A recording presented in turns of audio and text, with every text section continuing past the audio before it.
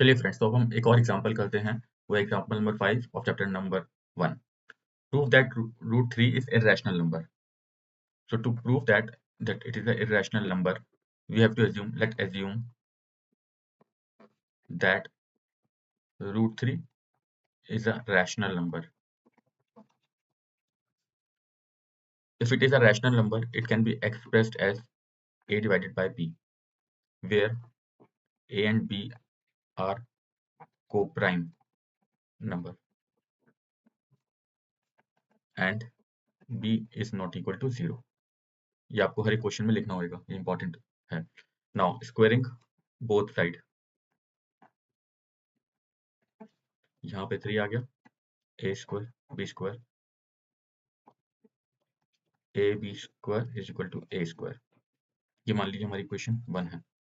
सो जो 3 है वो a का फैक्टर है, तो ए स्क्वायर को डिवाइड कर रहा है। 3 divides A square. If 3 divides A square, 3 also divides A. ये थ्योरम हमारी 1.2 की है, ये हमने लास्ट वीडियो में कवर किया था, आप उसे एक बार जाके चेकआउट कर सकते हैं। तो 3 ऑल्सो डिवाइड्स ए। अब इस इक्वेशन को हम ऐसे भी लिख सकते हैं, a is equal to 3c। a जो है 3c और c है एनी इंटीजर। एनी इंटीजर 3 जो है वो a का फैक्टर है, और अगर हम किसी इंटीजर से मल्टीप्लाई कर रहे हैं 3 को, तो हम एज्यूम कर रहे हैं वो a आ जाएगा। ठीक है, तो अब इसमें भी हम squaring on both side, a square 9c square। Now replacing a square with 3b square, 3b square is equal to 9c square। इसको हम कैंसिल कर देते हैं, तो b square is equal to 3c square। तो 3 जो है वो b का भी फैक्टर है, b स्क्वायर का, तो 3 divides b square। If 3 divides b square, 3 also divides b। तो 3 जो है वो a को भी डिवाइड कर रहा है और आपका b को भी डिवाइड कर रहा है। और अगर ये 3 दोनों को डिवाइड करता है, तो we can say 3 is a common factor of a and b। और हमारी एजम्पशन क्या थी कि ये दोनों को प्राइम है। को प्राइम का एक ही फैक्टर होता है, को प्राइम का एक ही फैक्टर होता है, वो होता है 1। अगर a और b को प्राइम है तो उनका एक ही कॉमन फैक्टर होगा 1। तो अगर 3 उसका कॉमन फैक्टर आ रहा है तो ये को प्राइम नहीं है।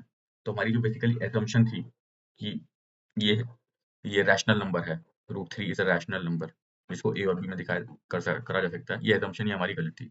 तो अब देख लेते हैं हम इसे लिखना कैसे है। Therefore, A and B have at least common factor 3, but which contradicts the fact that A and B have no common factors other than 1. This contradiction has arisen because of the incorrect assumption that root 3 is a rational number. Therefore, we conclude that root 3 is an irrational number. तो हम इसे ऐसे prove करना है और exam में ऐसे ही लिखना है। अगर आपको फुल नंबर चाहिए तो ये स्टेटमेंट आपको लिखनी पड़ेगी। चलिए फ्रेंड्स, तो हम एग्जांपल नंबर 6 करते हैं, जो कि है show that 5 minus root 3 is a rational number. तो स्टार्ट हम वैसे ही करेंगे। Let us assume that 5 minus root 3 is a rational number. अगर ये रैशनल नंबर है तो हम इसे a by b की फॉर्म में लिख सकते हैं, where a and b are co-prime numbers and b is not equal to 0। ये आपको हर एक उसमें लिखना पड़ेगा। नेक्स्ट स्टेप ये है, हम इसे रीअरेंज कर लेंगे। 5 minus a minus b is equal to root 3, और root 3 is equal to 5 minus a by b। Since a by b is a rational number, therefore 5 minus a by b is also a rational number.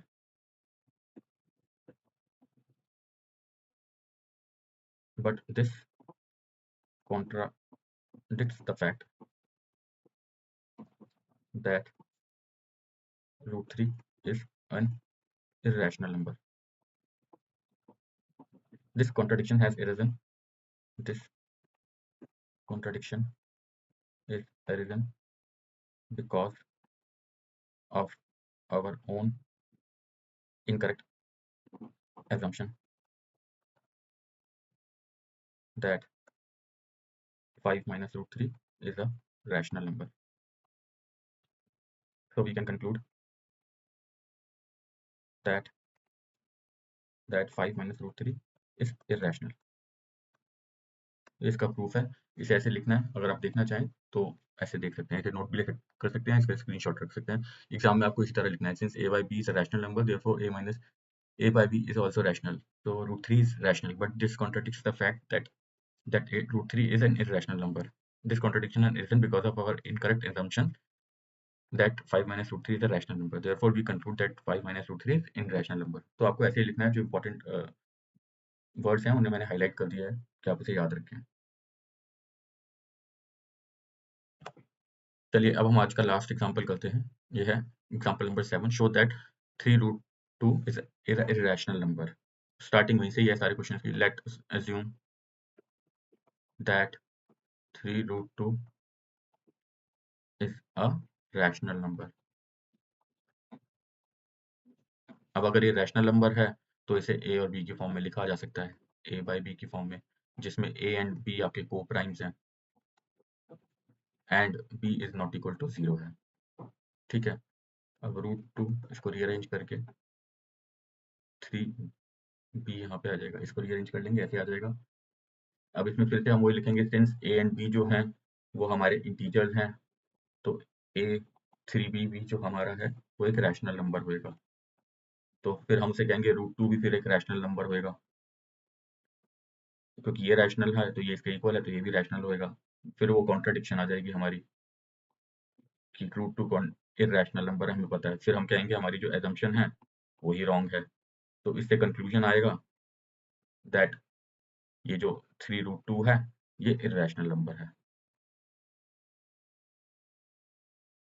तो बस इसमें ऐसे ही लिखना है, लिखने का तरीका आप ऐसे देख सकते हैं, since a and b are integers, a by 3b is a rational number, therefore root 2 is also rational, but this contradiction contradicts the fact that root 3 is irrational. This contradiction arisen because of incorrect assumption हमारी वो ये थी कि हमने इसे rational मान लिया था, therefore we conclude that 3 root 2 is irrational number। यही कंक्लूजन है। आज के लिए इतना ही। अगर वीडियो अच्छा लगा हो तो लाइक करें, अपने फ्रेंड्स के साथ शेयर करें और चैनल को सब्सक्राइब करें। Thank you.